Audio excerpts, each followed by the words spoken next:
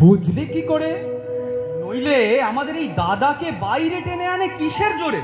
ওরে ফাগুনের গুণ নয় রে, আমি চন্দ্রহাস।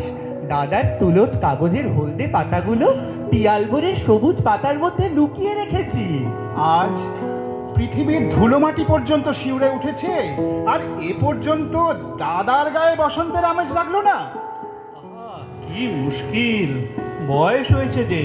পৃথিবীর বয়স অন্তত চোমার চেয়ে কম নয়, কিন্তু নবীন হতে ওর লজ্জা নেই। তোরা তো ব্যস্ত হচ্ছিস কেন বলতো? বিশেষ কাজ আছে? বিশেষ কাজ, অত্যন্ত জরুরি। কাজটা কি শুনি? বসন্তের ছুটিতে আমাদের খেলাটা কি হবে তাই খুঁজে বের করতে বেরিয়েছি। খেলা? দিনরাতি খেলা? হ্যাঁ, মোদের যেমন খেলা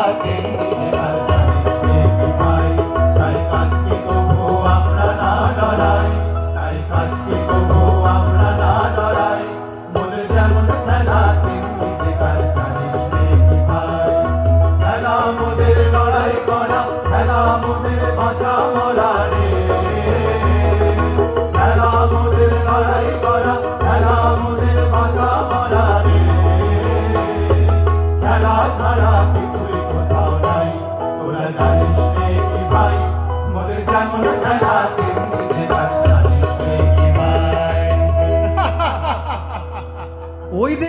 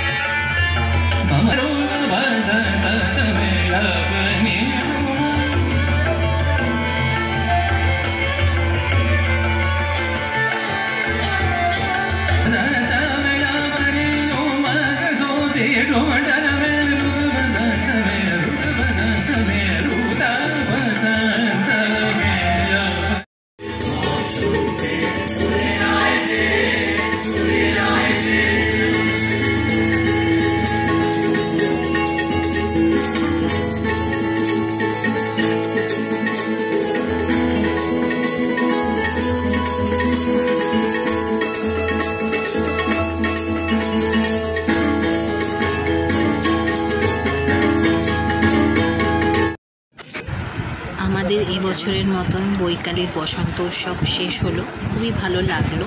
এরপর আমাদের একটা স্ন্যাক্সের অ্যারেঞ্জমেন্ট ছিল, তারপর আমরা সবাই ফটো তুললাম। আমাদের প্রোগ্রামে অনেক শিল্পী এসেছিলেন, চৈতালি দাশগুপ্ত, রাজা দাশগুপ্ত, দীপা মল্লিক, চন্দ্রদয় ঘোষ, সুপল সেনগুপ্ত, তারাও এসেছিলেন সবাই। তারপরে এখন আমরা বাড়ি যাচ্ছি, বাড়ি গিয়ে কথা হচ্ছে।